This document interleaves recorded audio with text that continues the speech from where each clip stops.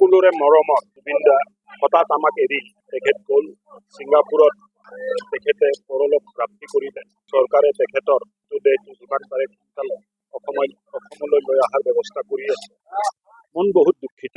হঠাৎ যে তেখেত যাব আমি কোনোদিন ভাবা নাছিল। কিছুদিন আগতে তেখেতৰ লগত কথা হৈছিলে, বিভিন্ন ধৰণৰ কথা তেখেতে পাতিলে। নতুন এটা চিনেমা বনাব, এই কথাটো পাতিলোঁ। আৰু আজি দেখিছোঁ তেখেতে আমাৰ মাজৰ পৰা হঠাৎ তেখেতে কোটি কোটি তেখেতৰ প্ৰশংসক শ্ৰোতাক এৰি থৈ তেখেত গ'ল। তেখেতৰ আত্মাৰ শান্তিৰ বাবে মই ঈশ্বৰৰ ওচৰত যাওঁ।